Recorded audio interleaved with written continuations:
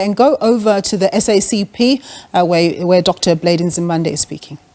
Congress of the SACP in 101 years, by the way. We have held only 14. This is the 15th. Some may say maybe we started counting in the 1950s. No, since 1921, this is Congress number 15. So it's not by accident that we name it the 15th Congress, because there were times when the party couldn't hold its congresses for a long time. Just the one period I can tell you about was between 1953 and 1962. It was almost 9-year period, and between 1962 and 1979. No, not 1989. No, 89. 87, yes. The Cuban one, which was the seventh Congress. So there was a long period because of the conditions under which the Communist Party was operating in the underground, under difficulties. That's why we've only had 15 Congresses in 15 years. In 101 years, sorry. That's not being undemocratic, but it's the conditions. It's a very important Congress, like all our Congresses. We don't believe in this thing that we think has been coined largely by the media of elective Congresses. A Congress to us is a Congress. We don't put a prefix, because Congresses do not only elect, they also adopt a program. And we're very proud as the SACP that our Congresses have always given priority to discussion of our program. We are going to be adopting an updated party program. The current program we are operating under is South African Road to Socialism, whose thrust was basically to build working class hegemony in all key sites of power. That has been our program, the South African Road to Socialism. We've said we've committed ourselves to build working class hegemony and influence in the state, in the economy, in the workplace, in the community, internationally, and in the sphere of the environment. Those were 6 key areas around which we had said we're going to focus the mobilization of the party and its participation to lead an effort for working class views, perspectives, policies to be dominant. We are now going to be updating that program and slightly renaming it. Instead of the South African Road to Socialism now, hopefully the Congress will approve this, because it's still subject to approval by Congress. The proposal now is that our program is going to be the South African Struggle for Socialism, with whose primary thrust of that program is to actually build a powerful socialist movement of the workers and the poor, not for the workers and the poor. It's a very important distinction, because we want to build a socialist movement which is made up of and is of the workers and the poor, not that we cook it somewhere else for the workers and the poor. It's of the workers themselves. We may want maybe the first Deputy General Secretary just to talk a little bit about the structure of the Congress once I have finished here, very briefly, how Congress is going to go. We are starting this evening, this late afternoon today, and finishing at 4 on Saturday.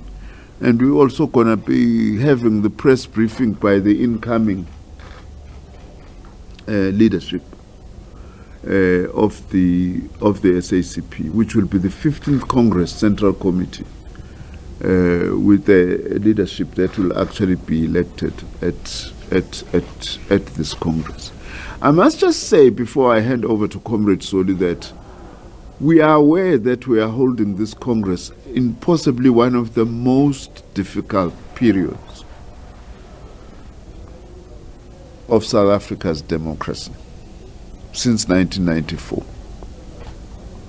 It's one of the most difficult periods that we are facing. So this Congress has got huge responsibility to map the way forward in line with the thrust of communism. 2 months ago, as you know, Nopal, I was in Highgate Cemetery, you know, I always, which is Marx's grave. I always, when I get a chance when I'm in London, to go to Highgate Cemetery, I always, it's quite inspirational. Strange to be inspired by a gravesite, you know. But that's where Marx is buried, and not long from where he's buried also lies Dr. Yusuf Dadoo, the late chair of the South African Communist Party. I mean, what is written in that tombstone by Marx is something very fundamental which continues to guide us. What Marx and Engels said. Philosophers have interpreted the world in various ways. The point, however, is to change it. So we haven't come then just to analyze. Yes, we will analyze at this Congress, but we want to come up with a concrete program on how to change the situation for the better. We're a Communist Party whose commitment is to build a socialist South Africa. We are unapologetic about that because we believe that socialism is a much more better system 1,000,000 times than a capitalist system that will better be able to meet the needs of the overwhelming majority of our people. But we are not only just living in dreams, we struggle in the here and now as South African communists.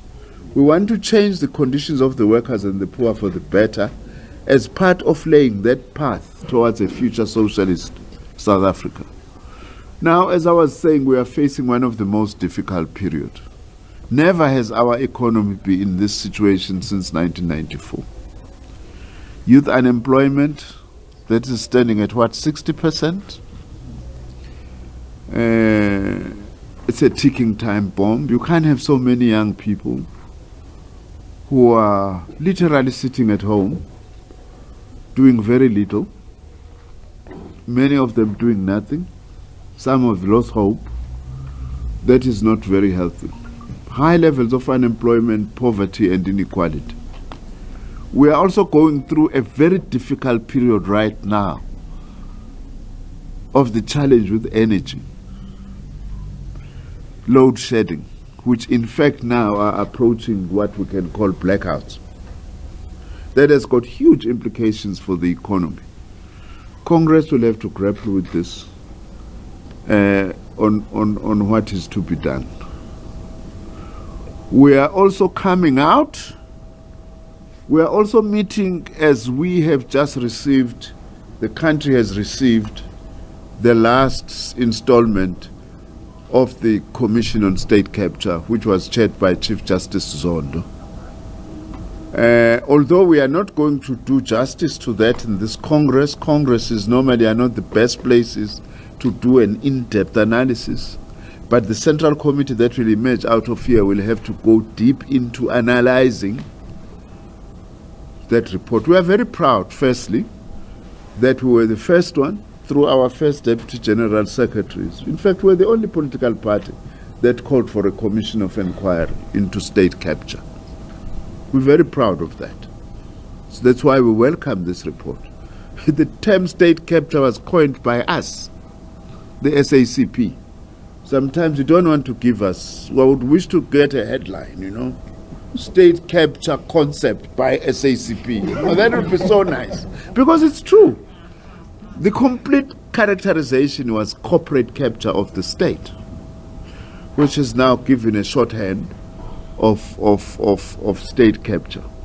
We also, by the way, must say to you, we also made a submission to the Zondo Commission. We were hoping we would be invited to also talk to that submission. Unfortunately, we were not. But we have now released that submission because we hadn't released it before because we wanted to respect the processes of the Commission. That if we submitted it to the Commission, let the Commission finish its work. We have now printed it. Please do read that. But it wasn't an input which was saying so-and-so has done this, so-and-so has done that at Eskom or at Transnet or wherever at the SABC. But it was actually analyzing the reasons why state capture emerged in South Africa. This is actually the document that will be circulating, that has got, it's a very detailed analysis. You may not agree with it, but please read it and engage it. That's what we were trying to do as our own input, because we believe that we do need now to further go deeper. Why did South Africa go through such a shameful period? You know, this period of state capture is actually a shame and a blot into what has otherwise been a heroic national liberation struggle to liberate this country from apartheid, to get rid of the apartheid regime and democratize our country. If we don't do a proper analysis as to how did it come about for state capture to happen, we'll find ourselves in a similar situation in future, and we won't realize. We'll only realize when we are in the middle of it. We do point out in our own political report that there are contradictions, though, about us as a country. We have a very progressive trade union movement, for instance, in the state.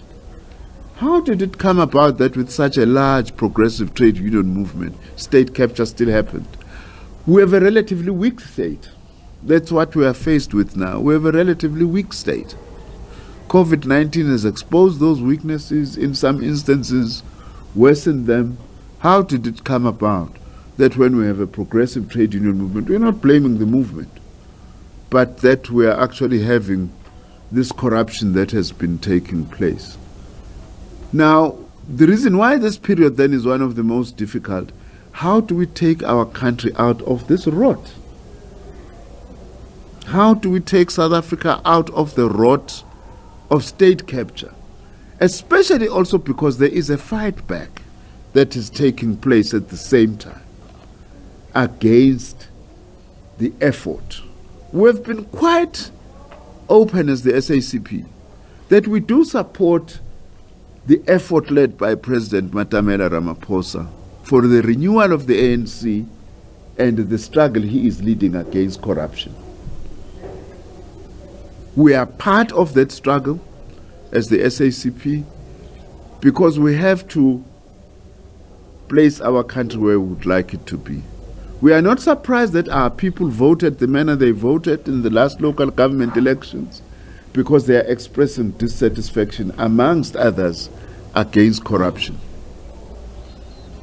It's a very difficult period. The ANC is not in good shape at all, which is leading our alliance. And we are not celebrating that as the SACP. We will have to discuss at this Congress, what do we do to try and assist the ANC to renew itself and seek to reunite itself, to be the kind of glorious organization that it had been since its formation in 1912. So these are the difficulties, you know, energy crisis, the economic crisis, high unemployment crisis, and also what we see as the re-emboldening of right-wing forces who are smelling blood because of the weaknesses and the divisions they are seeing in our own movement. Your Afri-forums are doing things that 20 years ago we never thought that they would actually have the guts, having been the beneficiaries of one of the most evil systems, the apartheid system. But they are beginning to be bold, trying to challenge some of the things, to roll back transformation that we are actually embarking upon. So there is a lot of responsibility that lies on this Congress to come out and map a way forward. How do we come out of this? As communists, we have never run away from the responsibility in our 101 years. Usually, communists have been the first in the battlefield and the last to leave as well. Because we don't run away when we have problems. Precisely in this period, our Congress will have to be bold and say, how do we deal with the economic crisis, which is the major challenge facing our country? How do you deal with the related issue of the energy crisis, electricity crisis to be specific, that we are facing? What do we think actually needs to be done? As well as the entire political program of trying to unite ourselves, the progressive forces, and the widest possible sections of South Africans, to defeat the fight back by state capture elements. We have to defeat those. It's very important. And what do we do? Where there have been weaknesses in the country in our revolution, we have also taken co-responsibility, not for everything, but in some instances we have said we are part of this revolution. We must also own the mistakes. Some of them are not our own mistake. We have pointed them out and so on. So we are here boldly, despite the difficulties, saying this Congress of the SACP needs to help in mapping a way forward. We still believe that it's this alliance that still remains the hope of our people and to create the South Africa of our dreams. The ANC puts it nicely. It's one of the most powerful slogans, a better life for all. That is one of the most apt and powerful slogans that also guides us as communists in this country who have been party to liberating this country and rebuilding it. Some people attack us and say, the party is only interested in power, to be closer to power. Actually, that's not a true reflection of our 101 years in history. We've been in the trenches in the forefront. Communists have sacrificed, we have produced martyrs and so on. We're not only there only just after 1994. Even after 1994, by the way, we are very proud that we stood firm. Like the example of Comrade Joyce, who decided to resign from Parliament rather than to push as portfolio committee chair of public service, communications, rather than to push what was clearly a state capture project that was being pushed through the portfolio committee. Said, no, we are not. Some of us were fired, by the way, not that we are entitled to be in cabinet or anything. We were fired, happily so, because we stood firm. We said we had thought that when Polokwane happened, we were all committed to the same thing. Retain state-owned enterprises as some of the instruments through which we can have this, create this better life for all. But we discovered that no, some of our comrades supported keeping state-owned enterprises in the hands of the state, not in order to change the lives of ordinary people, but in order to steal, as the State Capture Commission report is telling us. We thought we had the same reason, but there were different reasons. And when that happened, we said, no, comrades, but it looks like we made a mistake. We were the first to stand out as the South African Communist Party and call out against the state capture and said, that is not what we had supported in the run-up to at the Polokwane Congress of the African National Congress. Though we were not voters, but we had hoped that that Congress was taking us out of a period of neoliberalism through gear and HIV/AIDS denialism to actually do certain things. Of course, there were many positive things, by the way, that happened. That's why we don't agree with the idea of the 9 wasted years. We don't want to be talking too much. But we don't agree with that because it's wrong. Instead, we should say there was a lot that was lost in the 9 years. Not that everything was lost. In that, the first Zuma administration did things that were very progressive, 5 priorities, which is what we're pushing for with COSATU. Let's not be all over the place. Let's prioritize the 5 key priorities for the country, one of which was education and another one health and land. And the Zuma administration adopted that.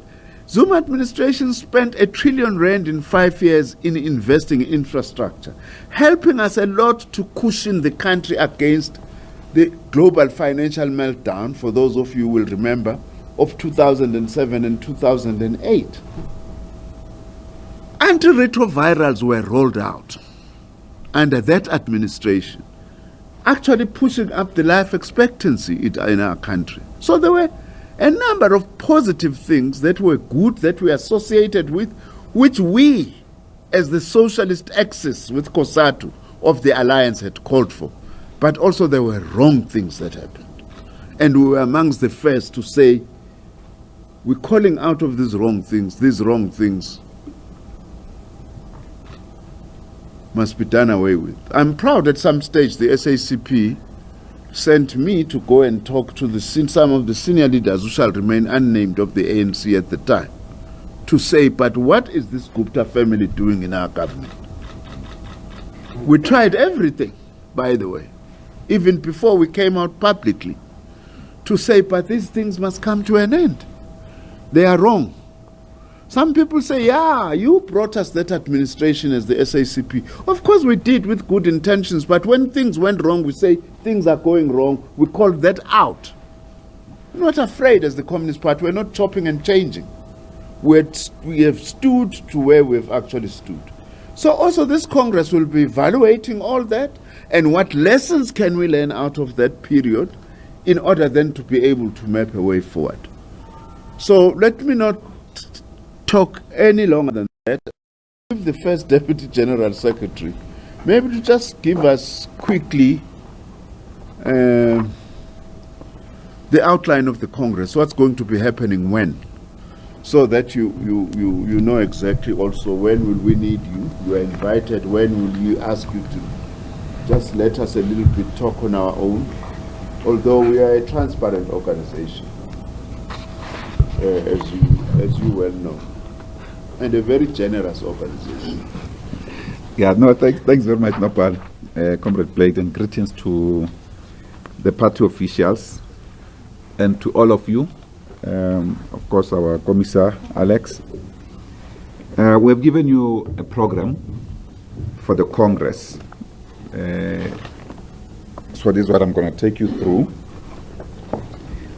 It basically, we'll start now. As we leave here, we'll have a special central committee just to appraise the central committee of progress we've made regarding Congress preparations. And thereafter, at 5 o'clock, we'll start our Congress. We'll run Congress tonight until around past 8-ish, and thereafter we'll close.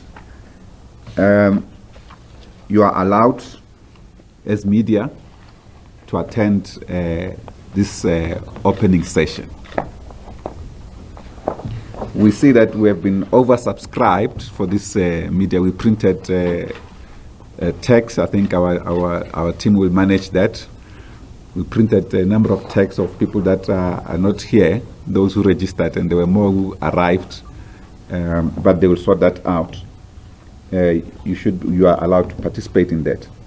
And then tomorrow, we'll start at 9 o'clock with the Premier of Gauteng, Comrade David Makura, who will address Congress and welcome us here. And thereafter, we'll then receive Electoral Commission guidelines. They are included in this pack. And thereafter, we'll then receive the presentation of the Central Committee Political Report, the 14th Congress Central Committee Political Report to the 15th Congress. That's all where our messages are concentrated, the political stuff. In fact, these reports, sometimes you read and throw them after writing the story. We'll appreciate sometimes if you can study them. Because they say much about us, about our intentions over the next 5, even 10 years. And after that, we'll then hand over the Chris Hani Peace Award. This is the highest honor that the SACP gives. It will be announced tomorrow. The person who's receiving the award will be joined by Ausdimpo Hani, who is the widow of Comrade Chris, to assist our General Secretary to hand over this Chris Hani Peace Award. This award is only awarded at our congresses. We did make a special recognition at some point for this award to Comrade Hugo Chavez, given his role in the struggle for socialism, and unfortunately passed on before we could honor him proper. But we've got a delegation from Venezuela that is also here, from PSUV, that's the United Socialist Movement of Venezuela. And thereafter we'll then receive international messages, first the organizational report, and later on international messages from different regions. That will then conclude the evening of tomorrow. Then the following day, which will be Friday, we'll start again 9 o'clock with the address by the president of the ANC, Comrade Cyril Ramaphosa.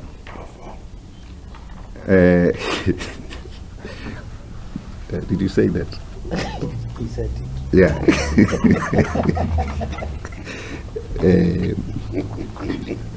He likes him.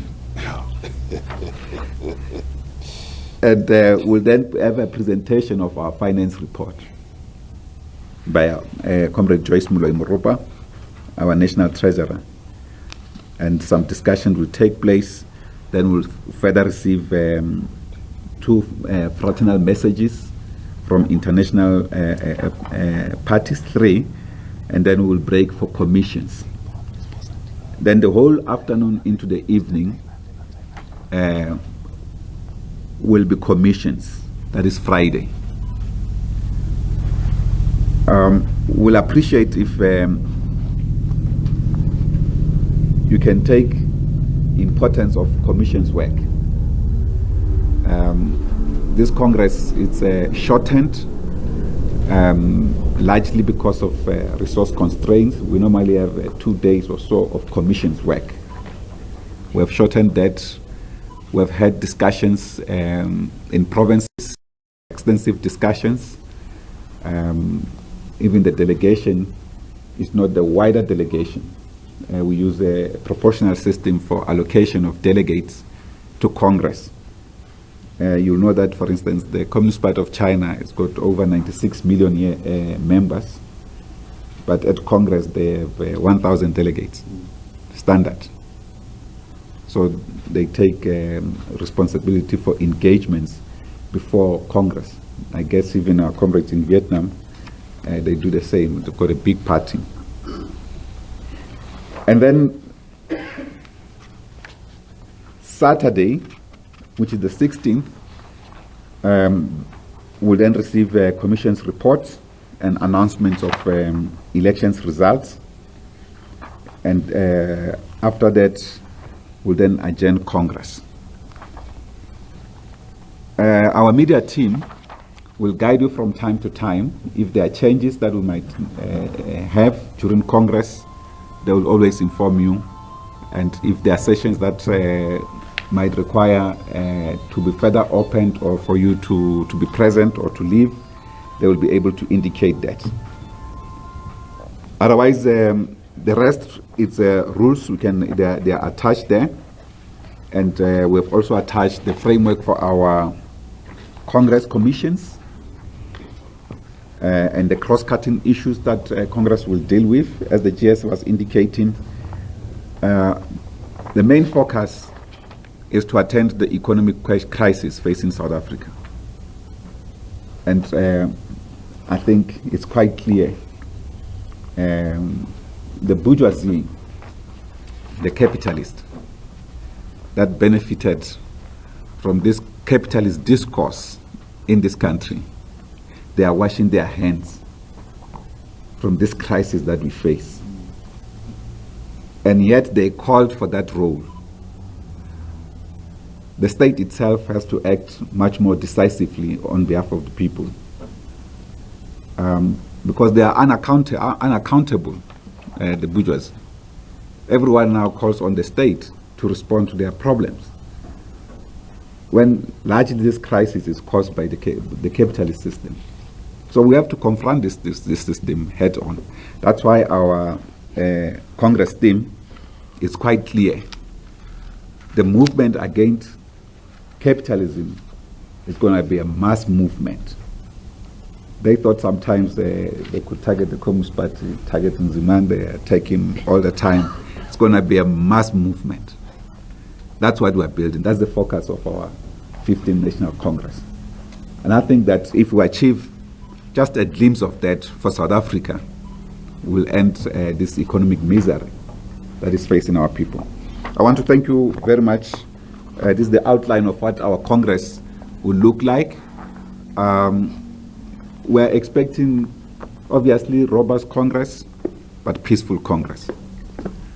Some girl was teasing me here before many of you arrived, and I was showing him that despite what he was saying, which is incorrect, we have held 7 provincial congresses between March and June. Of those 7 provincial congresses, there was nothing bad written about them. Good congresses. They did not invite unnecessary attention. Those are congresses of the Communist Party. We expect this Congress to be similar to those congresses. Robust Congress, disciplined Congress, good resolutions, unity of the organization. So that's our expectation, even at this National Congress. 2 provinces could not convene their congresses. One is in Mpumalanga. They are due only in October. One was Gauteng, which was a political intervention by the Central Committee for Gauteng. But otherwise, unity of the party is important for us. We're expecting this Congress as well to be much more peaceful but robust Congress. So we'll appreciate proper recording, not hyperboling peripheral things. We want to focus on the strategic things facing our country, and this was the task of Congress to respond to that.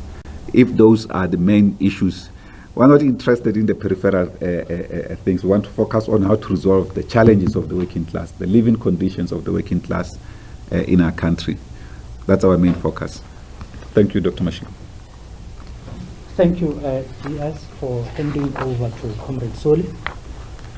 And thank you, Comrade Soli, for the outline of the program and a brief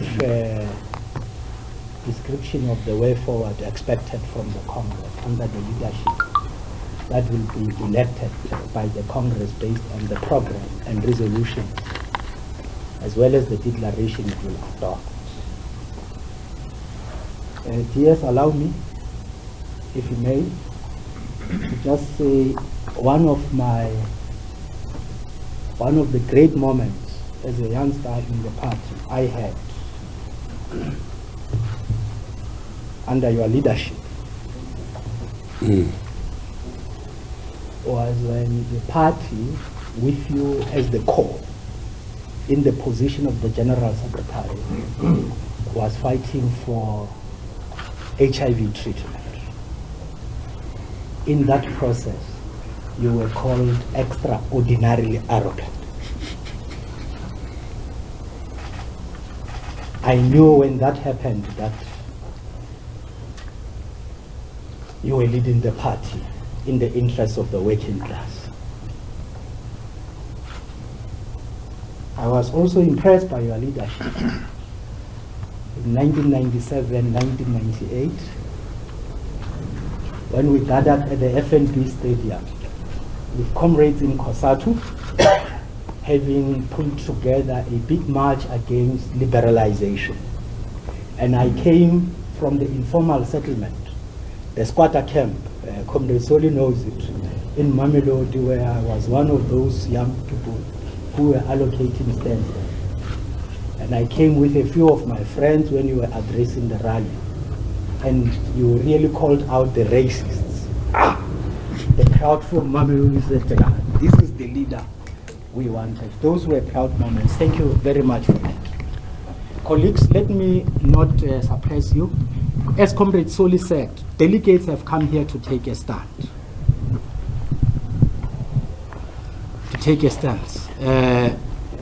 The Congress will be robust, so I will open this session for you to ask questions. Please feel free. Feel free. Whether we mentioned your name, Samkelo, Matlala, and Wu, and our colleague that side, please feel free. This is the SACP. You are workers in the first place. That's how we relate with you. Sorry, our apologies. Sorry for that. Sorry, our apologies, Newsroom Africa. Our apologies. Sorry. Oh, the stand. Oh, sorry. Newsroom can't fall. Yeah. Newsroom can't fall. Yeah, newsroom can't fall. Please don't fall. Colleagues, let me welcome you.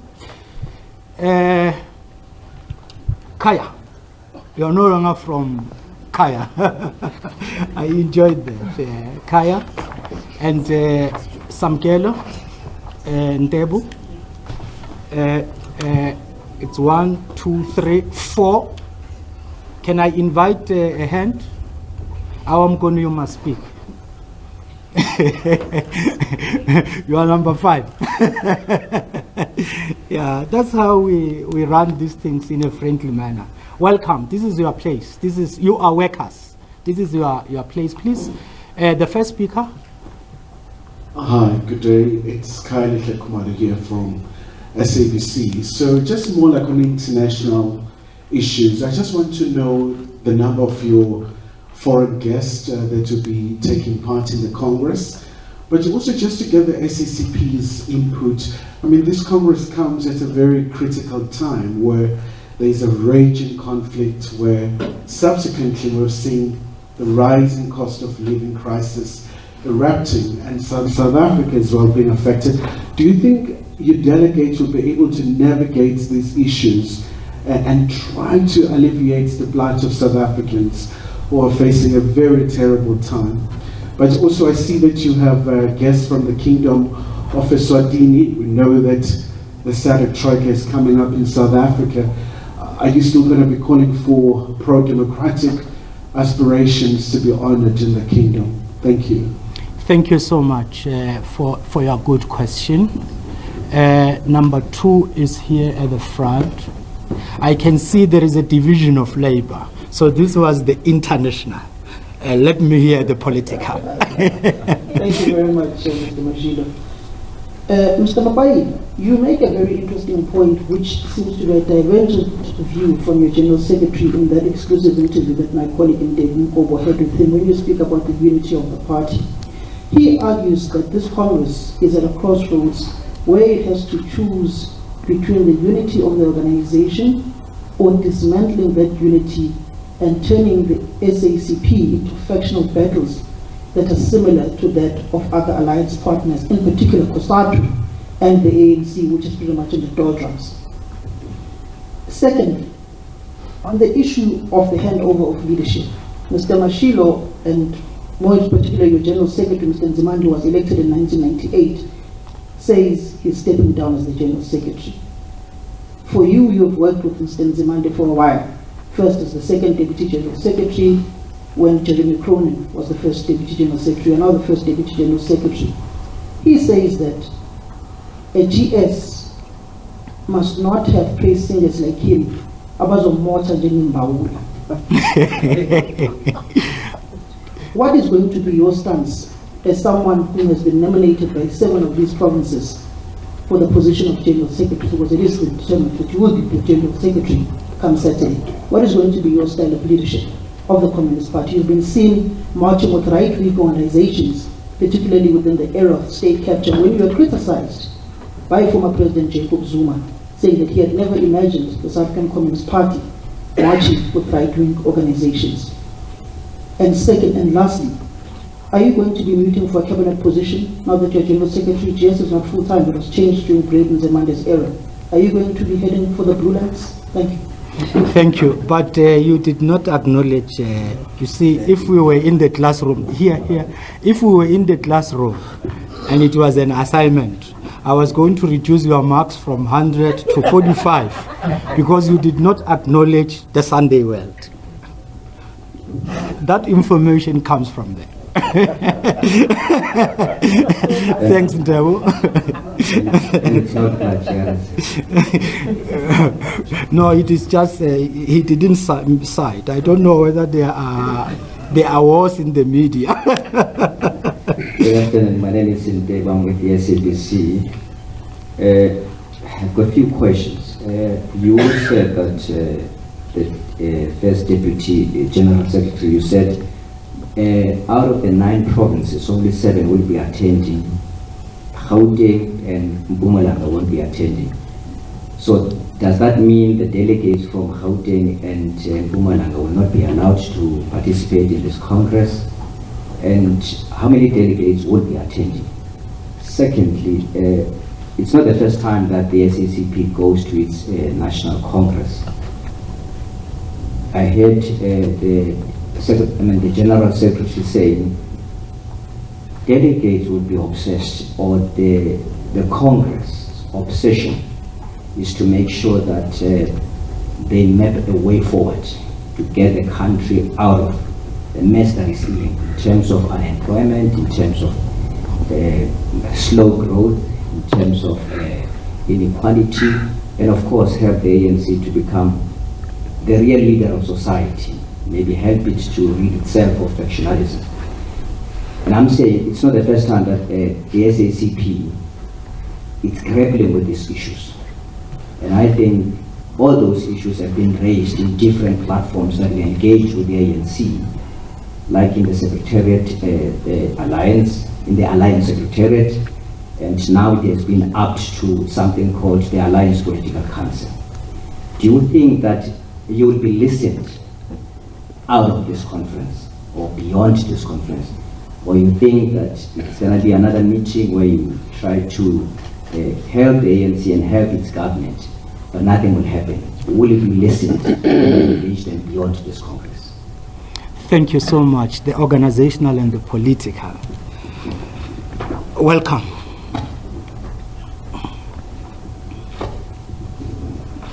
It's Thando Maeko from Business Day. My question is to the outgoing GS.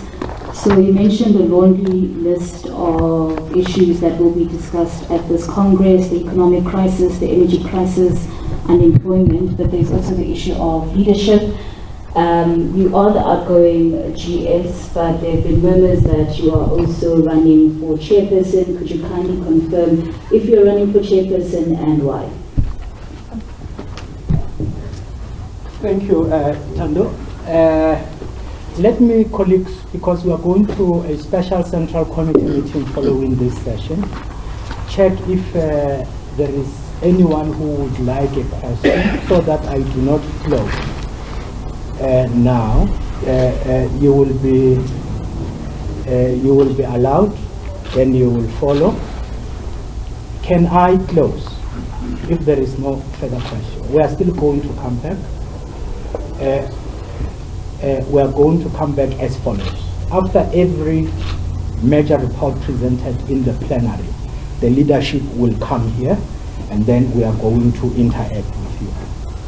So that's why I would, for now, ask that we close, and that is a request, because we invited you here. You are our guests, so we have to ask you. I would like you to help me, like, run smoothly so that we are not late. But if you do not, if you think that I should take one more hand, Gavin, you will. Are you fine? Are you sure? Yeah. Okay. Is there anyone who would like to ask a question? Can I close? Thank you very much. Please. This.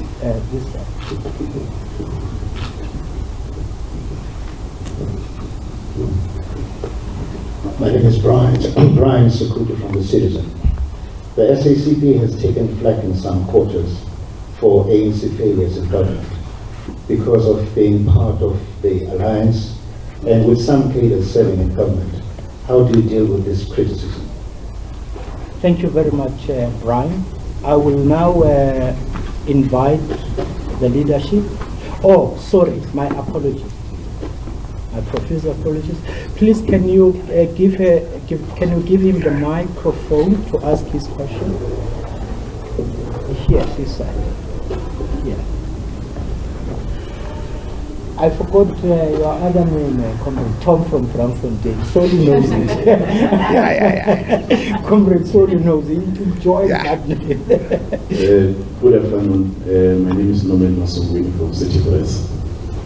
A lot has been happening in the country, and the voice of SACP seems to have vanished, unlike in the past where you were vocal, boisterous. How are you hoping to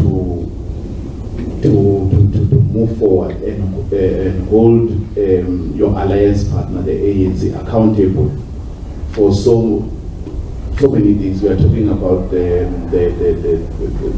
economic slum. You are talking about the corruption, your state capture. Moving forward, what are you going to do different to make sure that you continue to play your part as an alliance partner? Thank you. Thank you very much. One thing that is common in all the questions that have been asked is that you took a stance. That is helpful to the SACP leadership. If you take a stance, you help the party to think beyond where it was before you asked that question. I would like to thank you for that. I will invite the leadership to give clarifications. I will also ask, thank you, Nkonyana, our media liaison officer, to prepare herself to brief you as we will be going to the Central Committee meeting regarding your threat and our management of the situation that Comrade Soli referred to. Comrade Blade? Yeah, thanks very much, Alex. Of course, my comrades will come in. I'm not sure whether also I caught or understood all the questions fully. I'll indicate where I wasn't certain what was being said. Have we got the latest numbers? I don't have them with me now in terms of foreign guests. We've got that number. No, not yet. We don't have it as yet because they are still registering as well. But we do have quite a sizable delegation of international guests, as we normally go. If you don't mind, we'll answer that question during the course of Congress, hopefully by the end of the day today or by tomorrow morning. I wasn't sure what we were raising about Eswatini, but yes, there is a delegation. There should be a delegation from both Pudemo and the Communist Party of Swaziland, who should actually be here as part of the forces that are fighting for democracy in Swaziland, that we fully support as the SACP, and we will still be reiterating that, including, by the way, also calling upon the SADC process to be speeded up so that the sooner we are able to have democracy in Swaziland, the better for the people of Eswatini and the better for the region, the SADC region as a whole. Of course, we are aware that part of the reason why we are in this economic difficulty has also been worsened by the conflict in the Ukraine. We'll be doing quite some analysis of that and presentation of our stance, which we will not be articulating for the first time. That the primary cause of the conflict in Ukraine must be put on the door of the United States and NATO. for their expansion of NATO. NATO is not a political alliance. It's a war machine. It's a killing machine that is being expanded right onto the border with Russia, contrary to the agreements that were made between the former Soviet Union and the United States government, by the way. And Russia, by the way, inherited all the agreements that were done by the Soviet Union. The agreement in 1989, when Germany was being reunified into a single country, was that NATO was not going to move an inch eastward. But no sooner had the Soviet Union collapsed in 1991, 1992, former President Clinton actually attacked Yugoslavia, broken it into many countries and so on, contrary to the agreement that has been made. Further movement of NATO towards the east is an act of provocation. It legitimately threatens the legitimate security interests of Russia. We've said when we say this, we are no lackeys of Russia, by the way. You know, Russia largely is a country run by oligarchs, capitalist oligarchs. We are not a capitalist organization. But Russia has legitimate concern about its own security. That is the cause of the war, of the conflict in the Ukraine. It's not Russia that is the cause of it. And we are going to be repeating that, basically, at Congress in our political report. And Congress will discuss that further in terms of what needs to be done. We also have said we support the stance by our government in this instance, that we need a negotiated solution to that. You know, this war and the conflict as it continues, it's just causing misery to ordinary Ukrainians, many of whom are innocent. You know, and that government of Ukraine, unfortunately, is allowing itself to be used at the expense of its own people to pursue an agenda that is not of the immediate interest of the people of Ukraine. That is our view, that is our stance. There must be a negotiated settlement. So the South African government is correct in insisting on that. And part of the solution will have to be the end to NATO's eastward movement, as a condition to actually settle whatever conflict may still be outstanding. That is also what is contributing now to the rising cost of living globally, because of the implications of that conflict for food security, the price of oil in particular. You know, which is affecting the whole world, and then it's actually affecting everything. In a way, by the way, that is proof that even these sanctions against Russia are proving to be a failure. Instead, they are causing more problems. That is why it's very interesting. You know, Biden was saying Nord Stream, which supplies gas, Nord Stream 1 to Europe, must close down, has been reopened. Europe will not survive with the coming winter without the gas from Russia. But all these costs, you know, it's American companies, by the way, from the military-industrial complex who are making huge profits with this conflict in the Ukraine. It's not even European companies. Instead, many European companies are suffering just like us as a result of what is going on there. That is why our governments call for an urgent, negotiated solution to that conflict, all the better. Samuel, I don't think that there is anything that's conflictual between what Comrade Soli was saying and what I was saying in the interview. What I was saying in the interview is that I am concerned, you know, that there is somewhat an element that is wanting to introduce factionalist practice in the party. And I was saying that I hope this Congress will not allow that, which is what Comrade Soli is emphasizing. That this Congress will be robust, will debate, but it will have to protect the unity of the party. I think as General Secretary outgoing, I also do have a license to point out where I'm beginning to see because also now it's the eyes of 24 years experience. You know, when one begins to see, no, that we must watch there, watch here, you know, and so on. But it does not depart from the commitment that, and our hope that we're actually going to have a Congress that unites us. As Comrade Sori is correctly saying, robust but united and dignified. But just to correct, all 9 provinces will be attending. All what we were saying is that 2 of them did not go to Congress for particular reasons. Mpumalanga is not yet due for Congress because it had held this Congress later. So the next one is only due in October. So they are still okay. Gauteng, they were supposed to hold Congress, but because of certain challenges, Central Committee took a decision to say, no, let's hold it so that we actually address the number of problems that we have. We don't like to carry, but Gauteng will still have a delegation. Remember that ultimately a Congress is a Congress of branches. It's not a Congress of provinces. Much as we allocate per province, but largely a Congress is supposed to be a Congress of branches of the party, which will be represented, of course, not all of them, because the size of the Congress is small.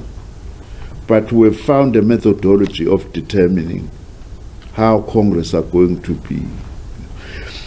You're asking an important question, and when you say, will we be listened to? Was it you after this Congress? We hope so. We hope that we will actually be listened to. But what we have decided as the SACP is that much as engagement in the alliance is important, we'll continue to do so, including bilaterals, by the way, by allies. We normally sometimes hold bilaterals, like between the SACP and the ANC, SACP and COSATU and the ANC. We encourage that. But we're going to be campaigning more on the ground for our views. That we're not going to be expressing our views only in the boardrooms of the alliance. We are going to be campaigning for them on the ground. That's why our focus on building a powerful socialist movement, which must tilt the balance of forces in favor of the workers and the poor. Comrade Soli puts it nicely, by the way, that we are in this trouble because of capitalist greed. But capitalists are washing their hands now. What is government doing? You hear some of these big capitalists with full stomachs, you know, saying president is failing to lead, you know. ESCOM is darkness. They forget that some of them want ESCOM privatized, by the way, in the past.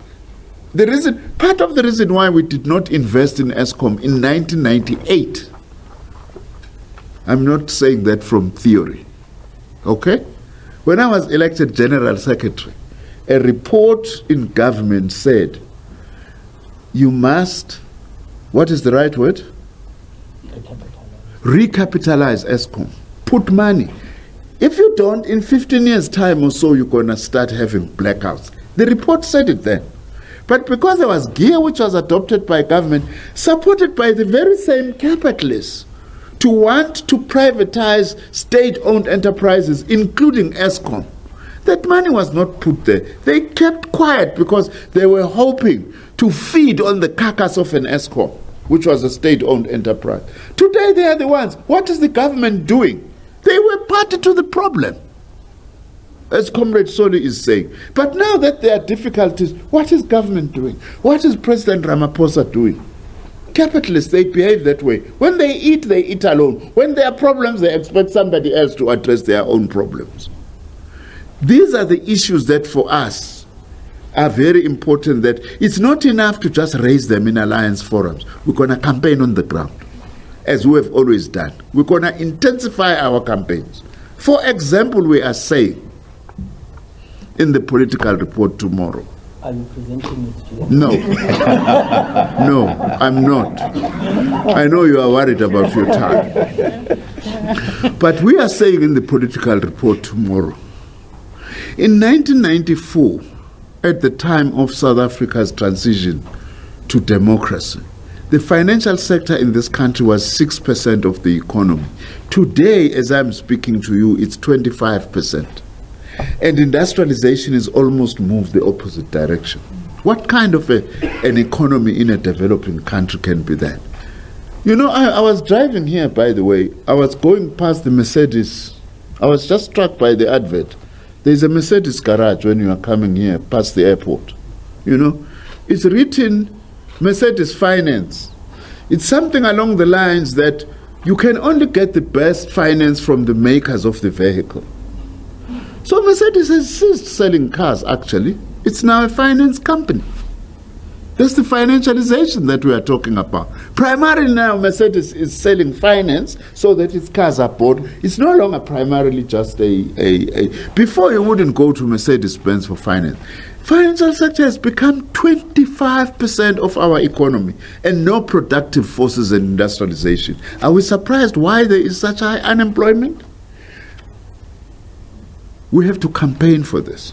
And when we say, take some of the monies from the 8 trillion rands, workers' retirement and pension funds, and invest in infrastructure and into the manufacturing industry, we will campaign for that. Because we believe that's a correct way of taking money out of this bubble of the financial sector and putting it into job-creating activities. Look at public sector pension fund, PIC, has 3 trillion rands. What is that 3 trillion rands doing? Who is benefiting from the 3 trillion rands? It's your middle managers in the financial sector who are ripping it off and sometimes supporting projects that are nowhere near creating jobs in this country. In other countries, they would have said, out of this 3 trillion, take 1.5 trillion, invest it into the productive economy. We are saying now we are no longer going to just rely on boardroom discussions. We want to build a socialist movement precisely to actually say we want prescribed assets in this country, taking money from the financial sector and investing it in job-creating activities. We hope Congress will endorse that, because that's not new. It's what the Communist Party has actually been saying. So that's the difference, Deb. When you say, are we going to be taken seriously? Yes, using our own power on the ground. I am not a person, sorry, I didn't hear the name from Business Day. I'm not a person who is into positions. Tando. Who's Tando? Yeah. That's a nice name. Tando. Oh, Tando, oh, not Tando, okay. Tando, that's still a nice name. That's still a nice name. Tando, I'm not personally, no, any of these leaders, people of positions. I'm now entitled maybe to make this example. I was pulled out of Parliament in 1999. When I was on the list, I would have gone back as an MP to come and work for the SACP for 10 years. When most of the time you were not sure whether you were going to even get paid. It's gotten worse now.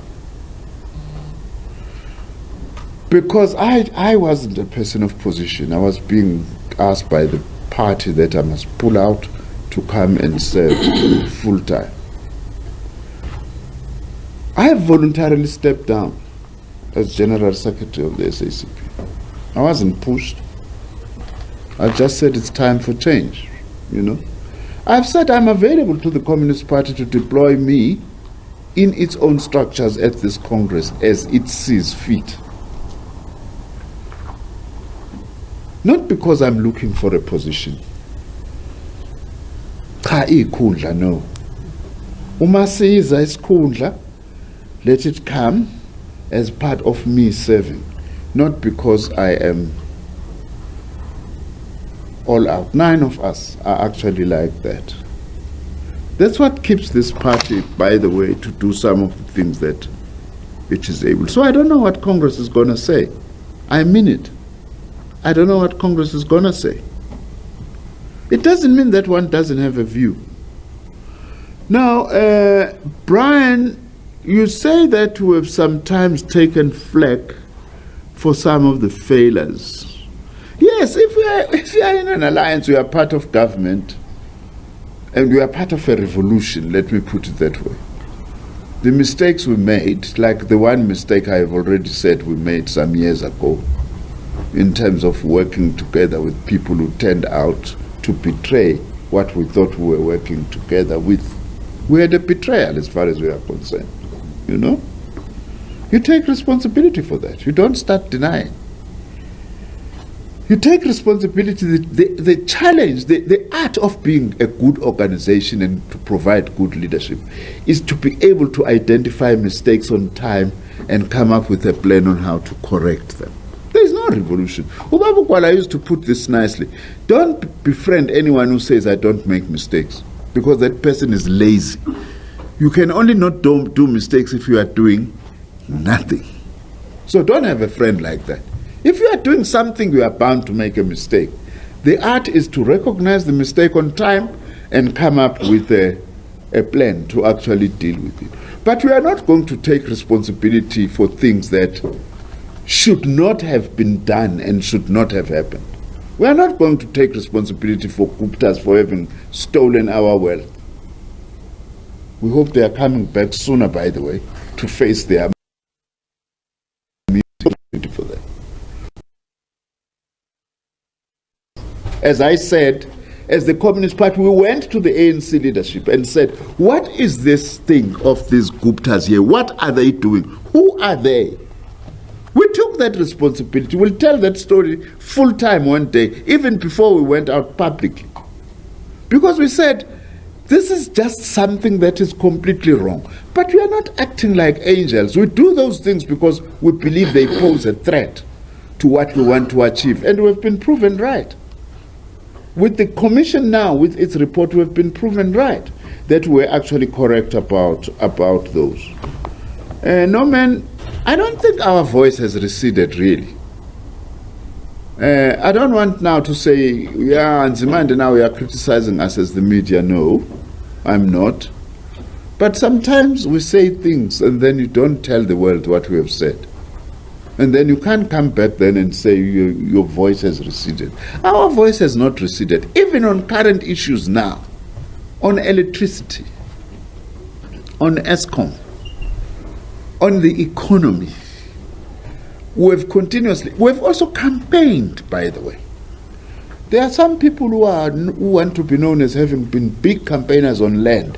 They did absolutely bugger all. We had a campaign on land that led to a land summit which said the willing buyer, willing seller must not be taken up. Some of them are very rhetorical. We're going to take land. Where do they go to take land? Government land, because that's a soft spot. You don't go to the big land owned by the big bourgeoisie, no. But we are going to be occupying land and so on. We have also been campaigning. We are not perfect. We don't have all the resources to do what we want to do all the time, but we are going to hear our voice. In fact, this Congress will be consolidating some of the voices and stances we've been taking over the last 5 years. I think we've answered the issue of what is it that we are going to do differently.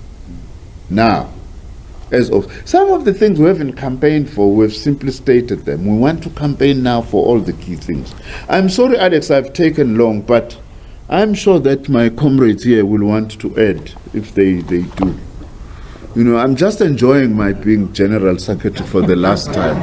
I hope you will understand that. Colleague, there is one point. I know. Dr. Nzimande did not mention. He actually received an offer to be a professor at a university. And Comrade Chris, I'm looking at the GS because he did something like that to me sometimes. I looked at it and said, hey, this is good, very good, right? But you are not going. So, and he didn't go. So I was just making that decision on the question of condition. Thank you, Ngonyana. Please come as the leadership goes to the Special Central Committee meeting. Take the media through your arrangements as our media license officer, including I wouldn't mind that. I wouldn't mind that at all. Goes letting you get this section.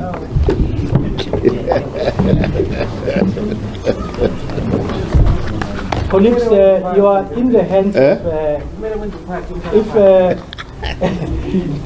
my leader, if I can do like what Comrade Blade was doing, when he was talking to Comrade Soli, Nogala, you are in the hands of Comrade Henry Menya, who will take care of all your arrangements.